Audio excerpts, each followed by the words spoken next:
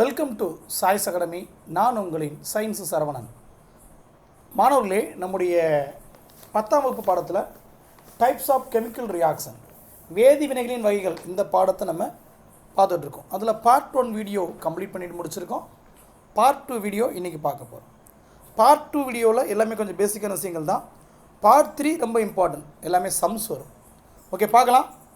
நேற்று பார்த்த அந்த வீடியோட தொடர்ச்சி இது என்னென்னு பார்த்தீங்கன்னா, வினை நடைபெறும் திசையை கொண்டு வகைப்படுத்துதல். ஒரு ரியாக்ஷனை அதோடைய டைரக்ஷனை வச்சு கிளாஸிஃபை பண்ணுறது. நல்லா கேட்டுங்க, classification based on the direction of the reaction. வினையை நடைபெறும் திசையை கொண்டு வகைப்படுத்தல். ஃபார் எக்ஸாம்பிள் இங்கே பாருங்கள், இப்போ நம்முடைய லிக்விட் ஸ்டேட்டில் இருக்க நீர், அதே மாதிரி சாலிட் ஸ்டேட்டில் இருக்கக்கூடிய ஐஸ் க்யூப், இதெல்லாம் பார்த்திங்கன்னா இப்போ பனிக்கட்டி இருக்குது. ஐஸ் க்யூப் சாலிட் ஸ்டேட், அது உருகி லிக்விட் ஸ்டேட்டாக மாறிடும். திரும்ப அந்த லிக்விட் ஸ்டேட் சாலிட் ஸ்டேட்டாக மாறுமானா மாறும். தூக்கி கொண்டு போய் ஃப்ரிட்ஜில் வச்சிங்க அப்படின்னா தண்ணி திரும்ப என்னவோ மாறிடும், ஐஸ் கட்டியாக மாறிடும். இந்த மாதிரி இந்த மாற்றம் நிரந்தரமே இல்லை. திரும்ப திரும்ப என்ன ஆயிடுது, பழைய நிலைக்கு போயிடுது, திரும்பி புதிய நிலைக்கு வந்துடுது, திரும்பி பழைய நிலைக்கு போயிடுது. இந்த மாதிரி இருந்தால் இந்த மாற்றத்துக்கு என்ன பேர் அப்படின்னு பார்த்தீங்கன்னா மீள் மாற்றம் அப்படின்னு அர்த்தம். என்ன மாற்றம்? மீள் மாற்றம். பொதுவாக இது என்ன மாற்றம்னா ஃபிசிக்கல் சேஞ்ச் அப்படின்வாங்க, இயற்பியல் மாற்றம் அப்படின்வாங்க. ஸோ இதனால் இந்த டைரெக்ஷனை பேஸ் பண்ணி வினைகளை 2 வகையை வகைப்படுத்துகிறாங்க. என்னென்ன வகைகள் அப்படின்னு பார்த்தீங்கன்னா, ஒன்று மீள் வினை, இன்னொன்று மீளா வினை. ரிவர்சிபிள் ரியாக்ஷன், இன்னொன்று இன்ரிவர்சிபிள் ரியாக்ஷன். ஸோ அந்த மாதிரி 2 வகைப்படுத்துகிறாங்க. முதல் இடத்துல பாருங்கள், இந்த படத்தை பாருங்கள், மீள் வினையை பற்றி கொடுத்துருக்காங்க. மீள் வினைகள். மீள் என்பதுக்கு சரியான தமிழ் அர்த்தம் என்னப்பா? மீண்டு வருதல் அர்த்தம். Reversible reaction. ஓகே, அதை பற்றி பார்க்கலாம். இந்த படத்தை பாருங்கள். பொதுவாக ரியாக்ஷன் பற்றி பார்க்குறப்பே இந்த படத்தை பார்த்தாலே நமக்கு பாதி புரிஞ்சிடும். பாருங்கள், 2 சேர்ந்துருக்கக்கூடிய ஒரு காம்பவுண்ட் திரும்ப என்ன ஆயிடுது, தனித்தனியாக பிரிஞ்சிடுது. ஏதோ ஒரு ப்ராசஸ் ஆகிறப்ப 2ஆக பிரிஞ்சிடுது. திரும்ப என்ன பண்ணோம்னா அந்த 2 சேர்த்திங்க அப்படின்னா திருப்பி இந்த 2 சேர்ந்துக்கும். புரியுதுங்களா? இந்த மாதிரி நிகழக்கூடிய வினைகளுக்கு பேர் என்னென்னு பார்த்தீங்கன்னா மீள் வினைகள். புரியுதுங்களா? அதாவது இது மூலம் நமக்கு என்ன தெரியுது அப்படின்னா, வினைவிளை பொருள்களை வினைபடு பொருட்களாக மாற்ற முடியும் அப்படின்றாங்க. வினைவிளை பொருட்களை வினைபடு பொருட்களாக மாற்ற முடியும். திரும்பவும் அந்த வினைபடு பொருளை திரும்ப வினைவிளை பொருளை மாற்ற முடியும். அதை மட்டும் மைண்டில் வச்சுன்னு ஈஸியாக எழுதிடலாம். புரியுதுங்களா? நல்லா கேட்டுங்க. The products can be converted back to the reactants. The products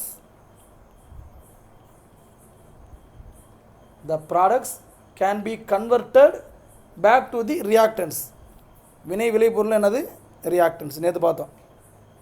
வினைபடு பொருள்ன்றது ப்ராடக்ட்ஸ். அப்போ இது இதுவாக மாறுது, திரும்ப இது இதுவாக மாறுது. இந்த மாதிரி நடந்துச்சுன்னா அதுக்கு பேர் ரிவர்சிபிள் ரியாக்ஷன். ஒரு எக்ஸாம்பிள் கொடுத்துருப்பாங்க, பார்க்கலாம். இந்த ஐஸ் கட்டி பார்த்தோம்ல, அதே போதும். இருந்தாலும் இன்னொரு கெமிஸ்ட்ரியில் ஒன்று கொடுத்துருக்காங்க, பார்த்துங்க, எடுத்து வைக்கிங்க. PCl5. இது பாருங்கள், பிரிஞ்ச உடனே PCl3ஆகவும் குளோரின் 2ஆக மாறிடுது. திரும்ப 2 சேர்த்து என்ன ஆயிரும், ஆட்டோமேட்டிக்காக இது என்ன ஆயிடுதுன்னா டீகம்போஸ் ஆகி PCl5 பாஸ்பரஸ் பென்டாக்ளோரைடு என்ன மாறிடுது, பாஸ்பரஸ் ட்ரைக்ளோரைடாகவும் குளோரினாகவும் மாறிடுது. திரும்ப 2 சேர்ந்து கம்பைண்ட் ஆகி என்ன ஆயிடுது, காம்பினேஷன் ரியாக்ஷன் மாதிரி சேர்ந்து திரும்ப என்ன ஆயிடுதுன்னா திரும்ப பாஸ்பரஸ் பென்டாக்ளோரைடாக மாறிடுது. அதுக்கு இந்த 2 அம்புக்குறியை எப்படி போட்டிருக்காங்க. இப்படி போட்டாலே அது ரிவர்சிபிள் ரியாக்ஷன். அது மீள்வினைக்கு ஒரு உதாரணமாகும். ரைட்டுங்களா? அடுத்த டைப் என்னென்னு பார்த்தீங்கன்னா மீளாவினை. மீளாவினைன்னு என்ன சார் அப்படின்னா, மீளாவினை என்பது ஒரு வினையில் வினைபடு பொருட்கள் வினைவிளை பொருளாக மாறினதுக்கப்புறம் திரும்ப கிடைக்காது. ஒரு வினையில் வினைபடு பொருட்களை மீண்டும் பெற இயலாத வினைக்கு மீளா வினை என்று பெயர். அதாவது மாறிடுச்சுன்னா மாறுறது தான். திரும்ப என்ன ஆகாது, ஒரிஜினல் ஸ்டேட்டுக்கு வராது. இப்படி ஒரிஜினல் ஸ்டேட்டுக்கு வரல, ஒரிஜினல் ப்ராடக்ட் திரும்பி கிடைக்கல அப்படின்னா அது irreversible reaction. The reaction that cannot be reversed is called irreversible reaction. Irreversible எழுதிருவீங்கன்னு நினைக்கிறேன், இருந்தாலும் எழுதி போடுறேன். Irreversible reaction. இதுக்கு ஒரு எக்ஸாம்பிள் கொடுத்துருக்காங்க பாருங்கள். அந்த ஒரு கை மாதிரி கொடுத்து நுரை கொடுத்துருக்காங்க இல்லையா, அது என்னென்னு பாருங்கள். ஜூம் பண்ணுறேன் பாருங்கள். அதாவது நம்ம காயங்களில் ஊற்றக்கூடிய ஒரு லிக்விட் என்னென்னு பார்த்தீங்கன்னா ஹைட்ரஜன் பெராக்சைடு. அதை பார்க்குறப்ப புரியுது, H2O2. நம்ம கைகளில் காயங்கள் மேலே ஊற்றின உடனே நீர் ஃபார்ம் ஆயிரும், வாட்டர் ஃபார்ம் ஆயிரும். அதாவது H2O2லேருந்து H2O தனியாக பிரிஞ்சிடும், மீதி இருக்க O தனியாக பிரிஞ்சிடும். இந்த O என்ன ஆயிரும்னா குமிழ்கள், ஆக்சிஜன் குமிழ்களாக வெளியேறிடும், மீதி இருக்க நீர் தனியாக வடிஞ்சிடும். சரிங்களா? இது காயங்களில் பயன்படுத்தக்கூடிய ஹைட்ரஜன் பெராக்சைடு. அதில் இருக்கக்கூடிய நுண்கிருமிகளை அழிப்பதற்காகவும் அதில் இருக்க அழுக்களை நீக்குவதற்காகவும் பயன்படுத்துறது. சரிங்களா? திரும்ப அது என்ன ஆகுதுன்னா, இப்போ இது ப்ராடக்ட், ஹைட்ரஜன் பெராக்சைடு அப்படின்றது ப்ராடக்ட்டு. இப்போ வினைபடு பொருள் வினை விளை பொருளாக எப்படி மாறுது அப்படின்னு பார்த்தீங்கன்னா, நீராகவும் ஆக்சிஜன் குமிழ்களாகவும் மாறுது. இது திரும்ப வந்து ஹைட்ரஜன் பெராக்சைடாக மாறுமானா மாறாது. அப்போ இதுக்கு எதுக்கு எக்ஸாம்பிள்? மீளா வினை, இர்ரிவர்சிபிள் ரியாக்ஷனுக்கு எக்ஸாம்பிள். புரியுதுங்களா? If hydrogen peroxide is poured, ஊற்றுதல் என்னது? Poured. Bore on a wound, it decomposes into water and oxygen. The gaseous oxygen bubbles away as it is formed and they prevent the formation of H2O2. H2O2 னா hydrogen peroxide. இது காயங்களுக்கு, அந்த காயங்களை கழுவக்கூடிய பொருளாக பயன்படுது. So இது ஒரு one word, இது ஒரு போட்டித் தேர்வுக்கான ஒன் வேர்டு. ரைட்டுங்களா? அடுத்து பார்க்குறது வேதிவினையின் வேகம். ஒரு கெமிக்கல் ரியாக்ஷனுடைய ஸ்பீடு எப்படி இருக்கும் அப்படின்னு பார்த்தீங்கன்னா, இந்த கீழே இருக்கிற சும்மா ஜென்ரல் விஷயம் தான், சும்மா நீங்கள் ரீட் பண்ணி பார்த்துங்க. நம்ம போட்டி தருக்கான விஷயம் இங்கே இருக்குது. வேதிவினையை பாதிக்கக்கூடிய காரணிகள் இந்த இடத்துல 10.2.1 இருக்கிறதா நம்ம டிஎன்பிசிக்கான விஷயங்கள், நம்ம அதை பார்க்கலாம். Factor influencing the rate of reaction, வேதிவினைகளின் வேகத்தை பாதிக்கக்கூடிய காரணிகள். ஒரு வேதிவினையோட வேகத்தை கூட்டக்கூடியது குறைக்கக்கூடிய விஷயங்கள் என்னென்ன அப்படின்னு அதை பார்க்க போகிறோம். ஃபர்ஸ்ட் ஒன், வினைபடு பொருளின் தன்மை. நமக்கே தெரியும், ரொம்ப சிம்பிளாக சொல்ல போனோம் அப்படின்னா, ரேஷன் கடை ஜீனி இருக்குது, கடை ஜீனி இருக்குது. ரெண்டு எது வேகமாக கரையும் அப்படின்னா கடை ஜீனி வேகமாக கரையும், ரிசல்ட்டும் நல்லா கிடைக்கும். இப்போ நம்ம டீ போடுறோம் அப்படின்னா இதில் 2 ஸ்பூன் போடுறதா இருந்தால் கடை சீனி 1 ஸ்பூன் போட்டாலே போதும். அப்போ அதனுடைய பியூரிட்டி, அதான் வினைப்படு பொருட்களின் தன்மை, நேச்சர் ஆஃப் த ப்ராடக்ட் அப்படின்றாங்க இல்லையா, இது வந்து கண்டிப்பாக வேதிவினையுடைய வேகத்தை பாதிக்கும். சாரி, வினைப்படு பொருளா? ஆமாம். இன்னொன்று நேச்சர் ஆஃப் த ரியாக்டன், வினை விளைபொருட்கள், மன்னிக்கும், வினை படுபொருள் அல்ல, ப்ராடக்ட் தான், நேச்சர் ஆஃப் த ப்ராடக்ட்.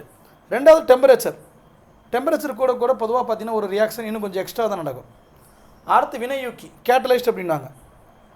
நார்மலாக நடக்கக்கூடிய ஒரு வேதிவினையை ஏதாவது ஒரு பொருளை பயன்படுத்துறதன் மூலமாக அந்த வேதிவினையுடைய வேகத்தை மாற்ற முடியும் அப்படின்னா அதுக்கு பேர் கேட்டலைஸ்ட், வினையூக்கி அப்படின்வாங்க. இன்னொன்று ப்ரெஷர், ப்ரெஷரை கூட்டினாலும் ரியாக்ஷன் கூடும், ஒரு சில ரியாக்ஷனில் கூடும். அடுத்து அஞ்சாவது வினைபடு பொருட்களின் பரப்பளவு, சர்ஃபேஸ் ஏரியா ஆஃப் த ரியாக்டன், வினைபடு பொருட்களுடைய பரப்பளவு. நல்லா மைண்டில் வச்சுக்கோங்க. இதில் என்ன சார் கேள்வி வரும் அப்படின்னு பார்த்தீங்கன்னா, வேதிவினைகளின் வேகத்தை பாதிக்கக்கூடிய காரணிகள் தவறானது அப்படின்னு கொடுத்துட்டு, பாதிக்கிற காரணி இங்கே இருக்க காரணி 3 காரணியை கொடுத்துட்டு பாதிக்கப்படாத ஒரு காரணியை கொடுக்க சான்சஸ் இருக்குது. ரைட்டுங்களா? எல்லாத்தையும் தயாராக இருக்கணும். இப்போ என்ன பண்ண போகிறோம்னா ஒவ்வொன்றையும் டீட்டெயிலாக பார்க்க போகிறோம். நம்ம வேதிவினையுடைய வேகத்தை பாதிக்கக்கூடிய காரணிகளை ஒவ்வொன்றா பார்க்க போகிறோம். முதல் காரணம் என்னென்னு பார்த்தீங்கன்னா வினைபடு பொருட்களின் தன்மை. இது நான் ஆல்ரெடி சொல்லிட்டேன். என்ன சொல்லிட்டேன்? வினைபடு பொருள் நம்ம ரியாக்டனுடைய அந்த பியூரிட்டியை பொறுத்து தான் இந்த வினைபடு பொருளுடைய வேகம், அதாவது அந்த வினையுடைய வேகமே வினைபடு பொருட்களுடைய இயற்பியல் தன்மையை பொறுத்து தான் அமையும். இப்போ பாருங்கள், அவங்க ஒரு எக்ஸாம்பிள் கொடுத்துருக்காங்க. சோடியம் வந்து நார்மலாக ஹைட்ரோக்ளோரிக் அமிலத்தோட நல்லாவே வினைபுரியுது. Sodium react with hydrochloric acid as well, நல்லா ஒர்க் பண்ணுது. ஆனால் அசிட்டிக் அமிலத்தோட பார்த்திங்கன்னா மெதுவாக தான் வினைபுரியுது. எதோட வேகமாக இருக்குது? ஹைட்ரோக்ளோரிக் அமிலத்தோட வேகமாக ரியாக்ட் ஆகுது. ஆனால் அசிட்டிக் அமிலத்தில் பார்த்திங்கன்னா ரொம்ப ஸ்லோவாக ரியாக்ட் ஆகுது. ஏன் இந்த டிஃபரன்ஸ் அப்படின்னு பார்த்தீங்கன்னா காரணம் அதோடைய கான்சன்ட்ரேஷன் தான். எப்படி? The reaction of sodium with hydrochloric acid is faster than that with acetic acid. அப்போ வினைபடு பொருட்களின் தன்மை தான் கண்டிப்பாக பாதிக்கும். ஏன்னா அசிட்டிக் அமிலத்தில் வந்து வினைபுரியக்கூடிய வேகம் கம்மி, ரியாக்ஷன் ஸ்பீடு கம்மி. இதில் கூட ஹைட்ரோக்ளோரிக் ஆசிட்டில் கூட. ரைட்டுங்களா? ரெண்டாவது பாயிண்ட், இது ரொம்ப இம்பார்ட்டன்ட், வினைபடு பொருட்களின் செறிவு. செகண்ட் என்னது? வினைபடு பொருள்களின் செறிவு, கான்சன்ட்ரேஷன் ஆஃப் த ரியாக்டன். இதை நான் சொன்னேன், ரேஷன் கடை ஜீனி அந்த கணக்கு தான். பொதுவாக அதிகமாக கரைஞ்சிருக்க பொருள், கம்மியாக கரைஞ்சிருக்க பொருள். ஃபார் எக்ஸாம்பிள் இங்கே பாருங்கள், ஒரு டம்ளர் தண்ணி எடுக்கிறீங்க, நீங்கள் தண்ணி எடுத்துக்கிட்டிங்கன்னா தண்ணி வந்து அதிகமாக இருக்குது. ஸோ இதுக்கு பேர் என்னென்னு பார்த்தீங்கன்னா கரைப்பான் அப்படின்வாங்க. ஆங்கிலத்தில் சொல்லப்போனால் இதுக்கு பேர் சால்வெண்ட். ஆங்கிலத்துக்கு என்ன பேர்? சால்வெண்ட். இதுக்குள்ளே நீங்கள் வந்து ஒரு ஸ்பூன் சீனியை கரைக்கிறீங்க அப்படின்னா அந்த பொருள் கம்மியாக இருக்குது. தண்ணி அதிகமாக இருக்குது, இது கம்மியாக இருக்குது. கம்மியாக இருந்தால் அதுக்கு பேர் கரைபொருள். ஆங்கிலத்தில் சொல்லிட்டு அப்படின்வாங்க. கம்மியாக இருந்த கரைபொருள், அதிகமாக இருந்த கரைப்பான். இந்த ரெண்டு சேர்ந்துருச்சுன்னா, அதாவது கரைபொருளும் கரைப்பானும் சேர்ந்துருச்சுன்னா அதுக்கு பேர் கரைசல், சொல்யூஷன் அப்படின்வாங்க. ஸோ இந்த 3 டேர்ம் தெரிஞ்சிருச்சுன்னா இது ஈஸியாக புரியும். சரிங்களா? இப்போ பார்க்கலாமா? வாங்க பார்க்கலாம். 2வது பாயிண்ட், வினைபடு பொருள்களின் செறிவு அதிகரிக்கும் பொழுது வினைவேகம் அதிகரிக்கிறது. என்ன சொல்கிறாங்க அப்படின்னா, கான்சன்ட்ரேஷன் கூடுனா வினையுடைய அந்த ஸ்பீடு பார்த்திங்கன்னா அதிகமாக தான் இருக்கும், ஃபாஸ்ட்டாக இருக்கும். கான்சன்ட்ரேஷன் கூடுனா நிச்சயமாக அந்த ரியாக்ஷனுடைய இது கண்டிப்பாக ஃபாஸ்ட்டாக தான் இருக்கும். ரைட்டுங்களா? ஓகே. அதுக்கு எக்ஸாம்பிள் என்ன கொடுத்துருக்காங்க அப்படின்னு பார்த்தீங்கன்னா, 1 மோல் ஹைட்ரோகுளோரிக் அமிலம் 2 மோல் ஹைட்ரோகுளோரிக் அமிலத்தில், அதாவது இந்த கம்பேர் பண்ணுறப்ப 1 மோல் ஹைட்ரோகுளோரிக் அமிலத்தை விட 2 மோல் ஹைட்ரோகுளோரிக் அமிலத்தில் வேகமாக வினைபுரியும். ஏன்னா அது அளவு அதிகமாக இருக்குது, அதனால் ஹைட்ரோகுளோரிக் அமிலத்துடைய பண்புகள் அதிகமாக இருக்கும். ஸோ செறிவு அதிகமாக இருக்குது, கான்சன்ட்ரேஷன் அதிகமாக இருக்குது, ஸோ ரியாக்ஷன் அதிகமாக இருக்கும். இது 2வது பாயிண்ட், வினைபடு பொருட்களின் செறிவு. 3வது வெப்பநிலை. வெப்பநிலை கூட கூட என்ன ஆகும் அப்படின்னா ரியாக்ஷனுடைய ஸ்பீடு கூடும், கண்டிப்பாக கூடும். ஃபார் எக்ஸாம்பிள் இப்போ ரீசெண்டாக அதே டம்ளர் தண்ணி எடுத்துக்கோங்க, உப்பு ஒரு குறிப்பிட்ட அளவு தான் கரையும். இப்போ ஃபார் எக்ஸாம்பிள் நம்முடைய 100 மில்லி தண்ணி எடுத்துட்டிங்கன்னா சோடியம் குளோரைடு உப்பு பார்த்திங்கன்னா கரெக்டாக 36 கிராம் வரை கரையும். அதே மாதிரி கரையாது. ஆனால் நீங்கள் ஹீட் பண்ணிங்க அப்படின்னா இன்னும் 4-5 கிராம் எக்ஸ்ட்ரா கரையும், இன்னும் கொஞ்சம் எக்ஸ்ட்ரா கரையும். ரைட்டுங்களா? அப்போ வெப்பநிலை கூட கூட கண்டிப்பாக ரியாக்ஷன் ஸ்பீடு கம்மியாகுது, சரி ரியாக்ஷன் ஸ்பீடு கூடுது. வெப்பநிலை கம்மியான ரியாக்ஷன் ஸ்பீடு கம்மியாயிருமா சார்? நிச்சயமாக கம்மியாயிரும். அதனால தான் நம்முடைய பழங்கள், காய்கறிகள் அதோடைய ரியாக்ஷன் ஸ்பீடு வந்து ரியாக்ஷனுடைய ஸ்பீடு ரொம்ப ரொம்ப அதிகமாகிடுச்சுன்னா வேகமாக கெட்டு போயிடும். அப்போ அதை குறைக்கிறதுக்கு தான் நம்ம எங்கே வைக்கிறோம்? ரெஃப்ரிஜிரேட்டர், நம்மளுடைய குளிர்சாதன பெட்டியில் வைக்கிறோம். அதை வச்சுட்டு பாருங்கள் புரியும். அதை கீழே உங்களுக்கு தெரியுமா அதான் இருக்கும், பார்த்துக்குங்க, வாட்சி பாருங்கள் புரியும். 2 பார்த்துட்டோமாப்பா. 4வது அழுத்தம், ப்ரெஷர். நிச்சயமாக ப்ரெஷர் இன்க்ரீஸ் ஆச்சு அப்படின்னா வினை வேகம் அதிகரிக்கும். இம்பார்ட்டன்ட் ஸ்டேட்மெண்ட் கொஸ்டின் நோட் பண்ணிக்கிங்க. Important statement question.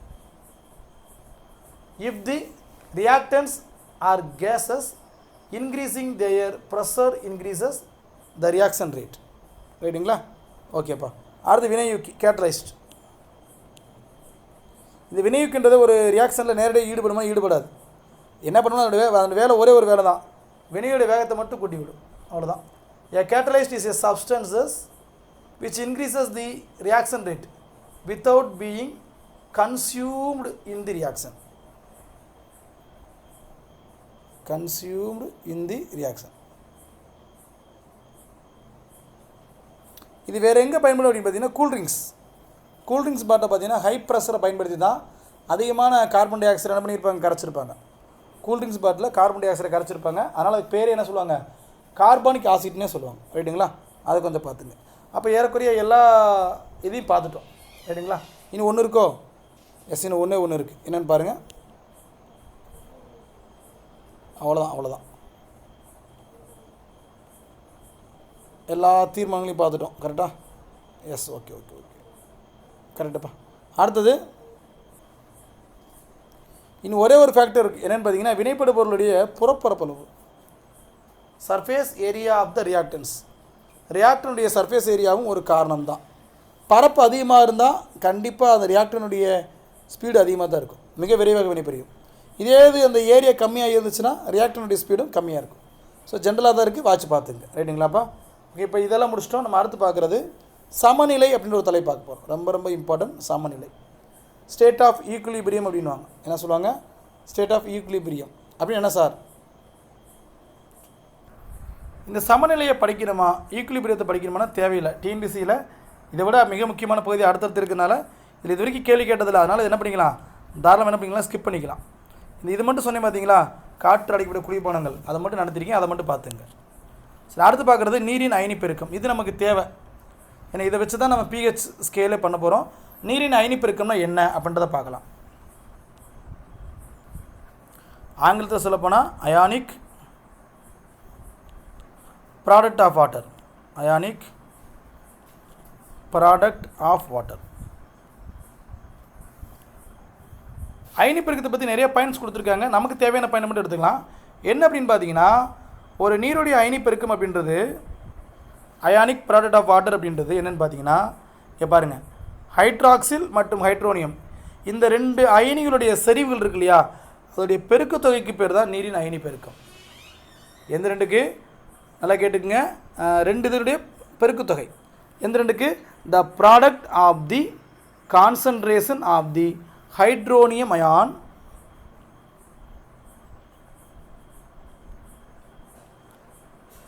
the product of the concentration of the hydronium ion and the hydroxyl ion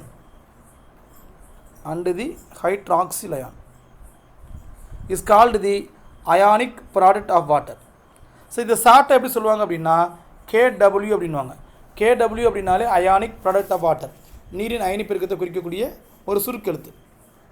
அப்போ இந்த ஹைட்ரோனியம் அயான் அப்படின்றத இப்படி எழுதலாம், H3O+ எழுதலாம்.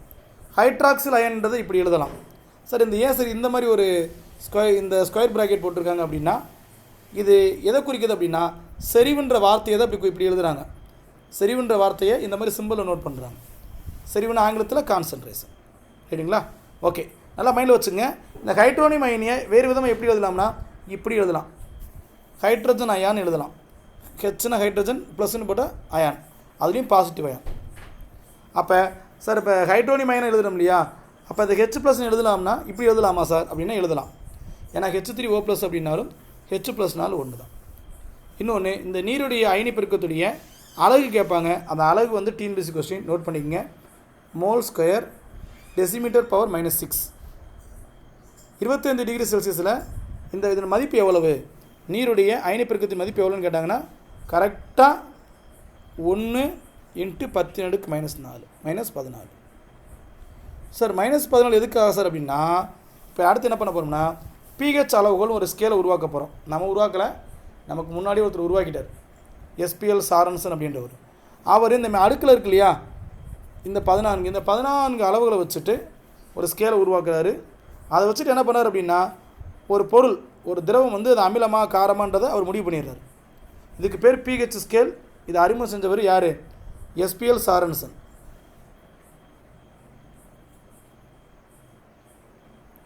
இங்கே பாருங்கள், ஸ்மால் p கேபிட்டல் Hன்னு போட்டிருக்கோம். இதுக்கு என்ன மீனிங் அப்படின்னு பார்த்தீங்கன்னா, இந்த பீன்றதுக்கு இது ஒரு ஜெர்மன் வேர்டு. இதுக்கு மீனிங் பொட்டன்ஸ். பொட்டன்ஸ் மீன் என்னன்னு பார்த்தீங்கன்னா ஆற்றல், பவர் அப்படின்னுவோம். ரைட்டுங்களா? அதை பேஸ் பண்ணி pHன்னு பேர் வச்சாங்க.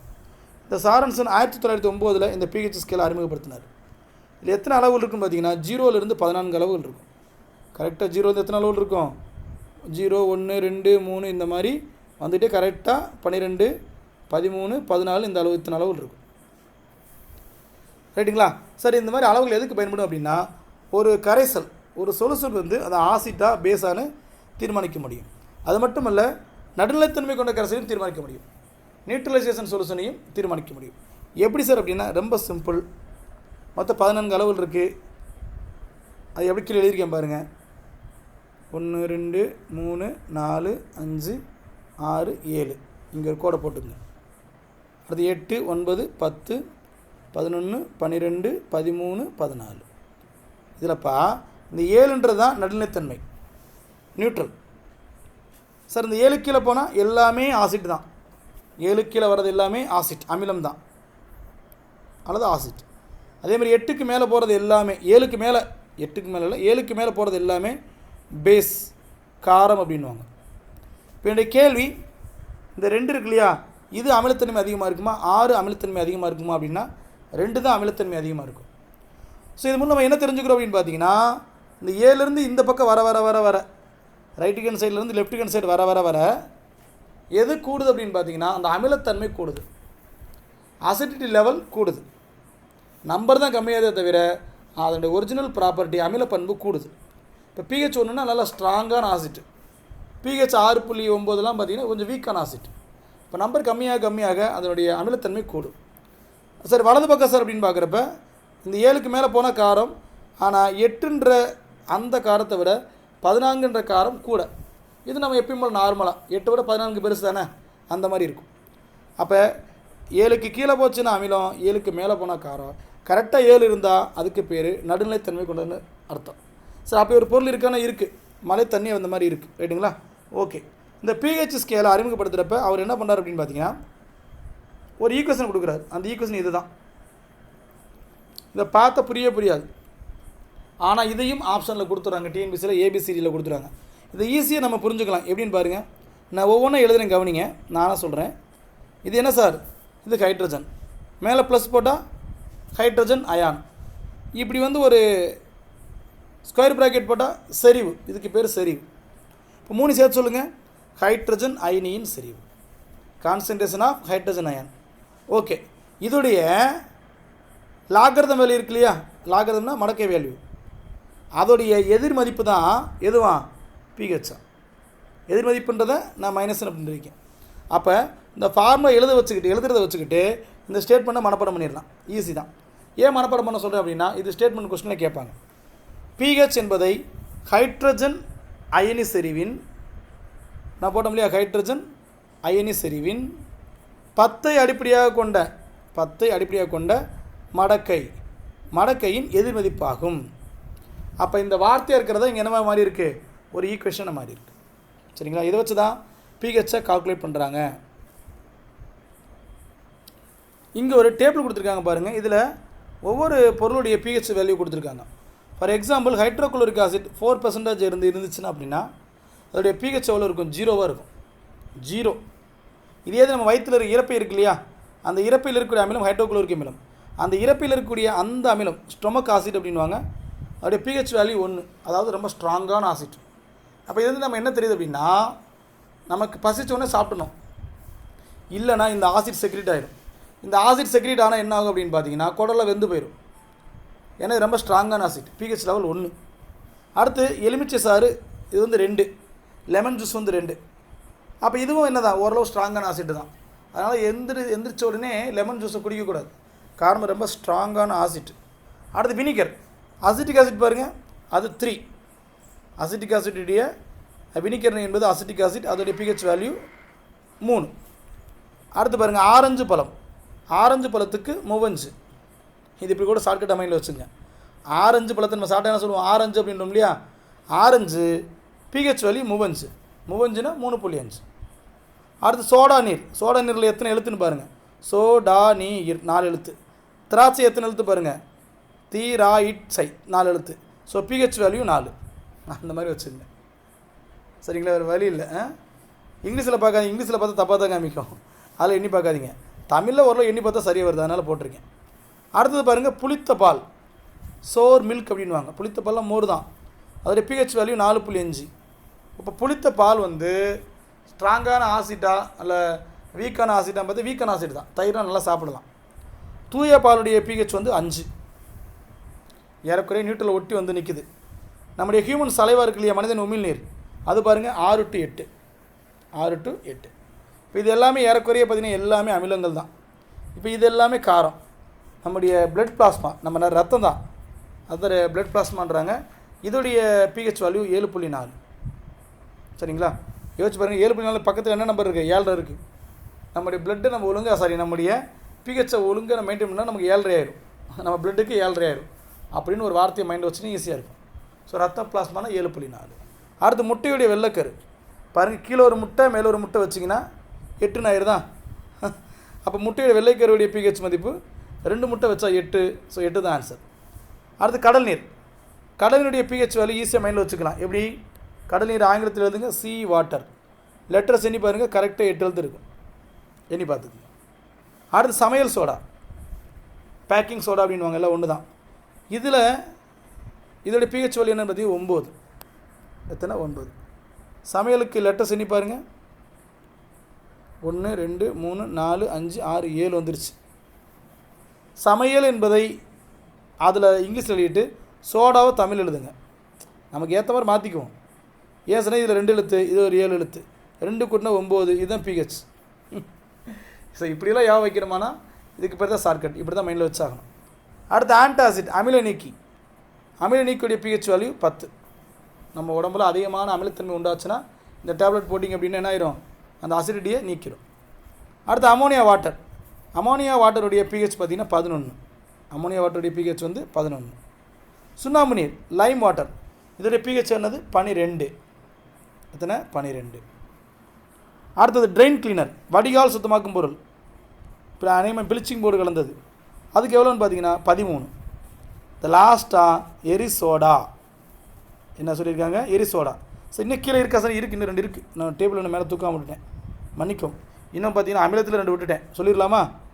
மனிதன் உமிழ்நீர் பார்த்தீங்கன்னா 6/8 தூய நீர் பார்த்தீங்கன்னா 7. அப்போ இது அமிலத்தன்மை கிடையாது காரத்தன்மை கிடையாது கரெக்டாக இருக்குது பியூர் வாட்டர்.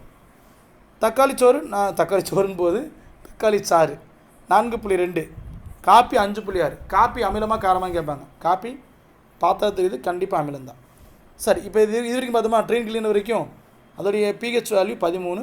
எரிசோடாவுடைய pH value 14. மெக்னீசிய பால்மம் அப்படின்வாங்க இதோடைய பிஹெச் வேல்யூ 10. நீங்கள் இங்கே ஆர்டர் மாதிரிலாம் இருக்குது அப்படிலாம் வைக்காதீங்க ஆர்டராகவே இழைக்கிங்க. இந்த மெக்னீசியம் பால்மத்தை என்ன சொல்லுவாங்கன்னா மில்க் ஆஃப் மெக்னீசியா அப்படின்வாங்க. இது குழந்தைகள் அழுதுகிட்டே இருக்கும் வீட்டில் அழுதுகிட்டே இருக்கும் நைட் நேரத்தில் பச்சிலம் குழந்தைகள் அதுக்கு அசிடிட்டி ஃபார்ம் ஆகிருக்கும் தாய்ப்பால் வந்து கம்மியாக சுரந்துருக்கும். உடனே அதுக்கு ஒரு மருந்து கொடுத்துருப்பாரு டாக்டர் சிறப்பு கொடுத்துருப்பாரு. அதில் என்ன இருக்கும் பார்த்தீங்கன்னா இந்த மெக்னீசிய பால்மம் இருக்கும் பிங்க் கலரில் இருக்கும் குழந்தைக்கு ரொம்ப பிடிக்கும் இந்த சிறப்பு. அது குடித்த உடனே என்ன ஆயிரும் அப்படின்னா இந்த அசிடிட்டி நியூட்ரல் பண்ணப்படும். அதிகமான அசிடிட்டி கம்மியாகி நம்ம கொடுக்குறது பேஸ் தானே 10ன்றது உள்ள அசிடிட்டி இருக்குது 2 கலந்து அந்த குழந்தைய அருகே நிறுத்திவிடும். அடுத்து பார்த்தீங்கன்னா பிஹெச் சீட் ஒன்று இருக்குப்பா இதுதான் அந்த பிஹெச் சீட்டு. இந்த கலரை வச்சுக்கிட்டே அந்த கரைசல் வந்து அமிலமாக காரமாக கண்டுபிடிச்சிடுவாங்க. இந்த ஒவ்வொரு கலரை கொடுத்துருக்காங்க இல்லையா இதை ஒட்டி இருப்ப 4 வந்துச்சு அப்படின்னா இது வந்து அமிலம் 5 வந்து அமிலம் 6 வந்தால் அமிலம் 7 வந்தால் காரம் பேஸு. ஸோ இந்த மாதிரி நீங்கள் இருக்கிற கரைசலோட இந்த கரெக்டாக இந்த பிஹெச் சால் உள்ள முக்கியம் எடுத்திங்கன்னா இங்கே இருக்க ஏதோ ஒரு கலருக்கு மாறிச்சு அப்படின்னா அதோடைய பிஹெச் வேல்யூ இவ்வளோதான் கண்டுபிடிச்சிடலாம் சரிங்களா. ஸோ அந்த சீட்டு வச்சு கண்டுபிடிச்சிடலாம் பிஹெச் சீட்டு வச்சு என்ன பண்ணிடலாம் கண்டுபிடிச்சா. கீழே பாருங்கள் கொடுத்துருக்காங்க பாருங்கள் பிஹெச் சீட்டுடைய ஸ்ட்ரக்சரை இந்த மாதிரி தான் இருக்கும். முக்கிய எடுத்துகிட்டு எந்த கலரோட ஒத்து போகுதோ அதான் அதனுடைய பிஹெச் வேல்யூ சரிங்களாப்பா. ஓகே மனித ரத்தத்தின் பிஹெச் மதிப்பு ஆல்ரெடி சொல்லிட்டேன். PH value of the human blood 7.4. இப்போ இது எல்லாமே இப்போ ஒவ்வொரு பொருளுடைய பிஹெச் வேல்யூ பார்த்துட்டோம். இது நம்ம அன்றாட வாழ்க்கையில் எப்படிலாம் பயன்படுது அப்படின்னா நிச்சயமாக தாவரங்களாக இருந்தாலும் விலங்குகளாக இருந்தாலும் பிஹெச் வேல்யூ ரொம்ப இம்பார்ட்டன்ட். இது கொஞ்சம் முன்ன பின்னா போயிடுச்சு அப்படின்னா சிக்கலாயிரும். இப்போ நம்ம ஹியூமன் பாடி இருக்கு இல்லையா அதோடைய பிஹெச் வேல்யூ 7 to 8 இவ்வளோ கூடயோ கம்மியாக போனால் நம்மளால் உயிர் வாழ முடியாது நிறைய டிசீஸை ஃபேஸ் பண்ணுற மாதிரி இருக்கும். மனித ரத்தத்தின் பிஹெச் மதிப்பு 7.35 7.45 அப்படின்ட்டு இருக்காங்க. இது ஆல்ரெடி பார்த்தோம் அங்கே ஒரு டேட்டா பார்த்தோம் இது இன்னும் கொஞ்சம் அக்யூரேட்டாக கொடுத்துருக்காங்க. ஸோ இதை கூட எடுத்துங்க 7.35 7.45. சரி இந்த மதிப்பில் இருந்து கூடுனாலும் கம்மியானாலும் என்ன ஆயிரும் டிசீஸ் பரவ ஆரம்பிச்சிடும். சரி அடுத்தது மனித செரிமான மண்டலத்தின் பிஹெச் மதிப்பு இது இப்போ தானே பார்த்தோம். வயிற்றில் ஒரு ஆசிட் இருக்குது ஹைட்ரோக்ளோரிக் ஆசிட் அதோடைய பிஹெச் மதிப்பு எவ்வளோன்னு பார்த்தீங்கன்னா 2. நீங்கள் அதை மட்டும் பாருங்கள் போதும். அடுத்து பிஹெச் மாற்றம் பரிசதைவுக்கு காரணம் உங்கள் ஹியூமனுடைய சலைவா 6.5 7.5 வரைக்கும் என்ன இருக்கும் பிஹெச் வேல்யூ இருக்கும். அப்போ ஏற்கனவே இது ஆசிட்டாகவும் இருக்கும் பேஸாகவும் இருக்கலாம். இப்போ நமது பற்களுடைய மேற்பரப்பு இருக்கு இல்லையா எனாமல் அப்படின்றது அது கடினமான கால்சியம் பாஸ்பேட் அப்படின்ற ஒரு கடினமான பொருளால் ஆக்கப்பட்டிருக்கு. மனித உமிழ்நீருடைய உமிழ்நீர் மதிப்பு வந்து 5.5க்கு கீழே போயிடுச்சு அப்படின்னா இந்த எனாமல் இருக்குல்ல கால்சியம் பேஸ்பேட்டால் செய்யப்பட்ட எனாமல் அது கம்ப்ளீட்டாக டீக் ஆகிடும் பரிசதைவு ஏற்படும் டூத் டீக் ஏற்படும். ஏன்னா அது என்னது 5.5% அமிலத்தன்மை. ஆனால் நம்ம யூஸ் பண்ணுற பேஸ்ட் இருக்குல்ல காலையில் எழுந்திரிச்சுன்னு யூஸ் பண்ணுற பேஸ்ட்டு அது எல்லாமே மேக்ஸிமம் காரத்தன்மையாக தான் இருக்கும். அமிலத்தன்மை ரொம்ப ரேராக தான் யூஸ் பண்ணுவாங்க. அது டென்டல் டாக்டருடைய ரெக்கமெண்ட் பிரகாரம் தான் யூஸ் பண்ணணும். மற்றவங்க எல்லாம் பார்த்தீங்கன்னா காரத்தன்மை தான் பயன்படுத்துகிறோம். க்ளோஸ்அப் கோல்கேட் பெப்சோடன் எல்லாமே என்ன தான் பேசிசிட்டி காரத்தன்மை கொண்டது தான். அடுத்து பார்த்தீங்கன்னா சாயில் ஆஃப் அதாவது சாயிலுடைய பிஹெச் மண்ணுடைய பிஹெச் இதுவும் நம்ம பார்க்க வேண்டிய அவசியத்தில் இருக்கும். பிஹெச் ஆஃப் சாயில் அப்படின்வாங்க. ஏன்னா நம்ம அதை டெஸ்ட் பண்ணி பார்த்துட்டு நம்முடைய நிலத்துடைய பிஹெச் வந்து ஒரு 3-4 வருது அப்படின்னா அசிடிட்டி இருக்கக்கூடிய பழங்களை நம்ம போட்டோம் அப்படின்னா நல்லா வளையும். மண் பரிசோதனை பண்ணிவிட்டு பண்ணோம்னா இதே இது பார்த்திங்க அப்படின்னா பிஹெச் வேல்யூ நம்ம பார்க்குறப்ப 11.2 போகுது அப்படின்னா அந்த காரத்தன்மை கொண்ட பொருட்கள் ஏதாச்சும் ஒன்று நீங்கள் விளைவிச்சிங்க அப்படின்னா அது நமக்கு பெனிஃபிட் கிடைக்கும். இதான் சொல்கிறது மண் பரிசோதனை பண்ணிவிட்டு அதுக்கப்புறம் என்ன பண்ணுங்க அப்படின்றது விவசாயம் பண்ணிங்க அப்படின்னா நமக்கு தேவையான விஷயத்தை பண்ணிக்கலாம் சரிங்களா. சரிங்க சார். இப்போ ஒருவேளை காரத்தன்மை வந்துடுது, காரத்தன்மை அப்படின்றது 7க்கு மேலே, அமிலத்தன்மை அப்படின்னா 7க்கு கீழே. இப்போ 7க்கு கீழே இருக்குது அப்படின்னா பழங்கள் வந்து ஃப்ரூட்ஸ் வந்து காரத்தன்மை கொண்ட மண்ணில் வளரும். ஃப்ரூட்ஸ் வந்து பெசிசிட்டி இருக்கக்கூடிய சாயிலில் தான் வளரும். அதே மாதிரி பார்த்திங்கன்னா நெல் இருக்கு இல்லையா, நெல் வந்து அமிலத்தன்மை கொண்டது, அசிடிட்டி கொண்ட மண்ணில் தான் வளரும். கரும்பு ரெண்டுக்குமே நியூட்ரலில் தான் வளரும். வண்டல் மண் தான் அதுக்கு தேவை. அதனால் பார்த்திங்கன்னா நியூட்ரலாக இருக்கக்கூடிய மண்ணில் வந்து என்ன வளரும், கரும்பு வளரும். அப்போ விவசாயத்துக்கும் பிஹெச்சுக்கும் இவ்வளோ பெரிய தொடர்பு இருக்குது. புரியுதுங்களா? ஓகே, அடுத்தது மழைநீரின் பிஹெச். மழை தண்ணிக்கும் என்ன இருக்கும், ஒரு பிஹெச் மதிப்பு இருக்கும். சார் 7 இருக்குமா சார்னா அப்படின்னு நாங்கள் நடத்துவோம், ஆனால் 7 இருக்காது. அவ்வளோ வந்து தூய மழை எங்கே பொழியறதில்லை. So pH value of the rain. சரிங்களா? ஓகே, இந்த பிஹெச் வேல்யூ பார்த்திங்க அப்படின்னா ஒரு சில மலைகளுக்கு கம்மியாயிருது. கம்மியானது அமிலத்தன்மை கொண்டது இல்லை சார், அசிடிட்டி கொண்டது இல்லையா? ஆமாம், அதுக்கு பேரே ஆசிட் ரெயின், அமிலமலை. இது நம்முடைய விவசாய பூமி வளையிறப்ப அங்கே இருக்கக்கூடிய விதைகள் என்ன பண்ணிடும், மரபணு மாற்றம் பண்ணிடும், அல்லது வந்து வளரவிடாமல் பண்ணிடும். பிஹெச் மதிப்பு 7க்கு கீழே போகாமல் இருக்கணும். ரைட்டுங்களா? அதுக்கு நிறைய மரங்களை வளர்க்கணும். பிஹெச் வேல்யூ 7க்கு கீழே வச்சுட்டு அப்படியே பண்ணிங்க அப்படின்னா மழைநீர் பார்த்திங்கன்னா மழைநீருடைய பிஹெச் மதிப்பு 7 விட கம்மியாக போச்சுன்னா அது தாவரங்கள், விலங்குகள், ஏன் நம்ம மேலேயும் பட்டாலும் நமக்கு என்ன பண்ணும், டிசீஸை உருவாக்கும். சரிங்களாப்பா? ஓகே, இப்போ இது வரைக்கும் பார்த்தது எல்லாமே ஜென்ரலான விஷயங்கள், அப்ளிகேண்ட் ஓரியன்டான விஷயமெல்லாம் பார்த்துட்டோம். கணக்கில் மட்டும் பார்க்காம இருக்குது, பிஹெச் கணக்கில் மட்டும். அது என்ன பண்ணிக்கலாம், நாளைக்கு பார்த்துக்கலாம். ரைட்டுங்களா? Thank you to all.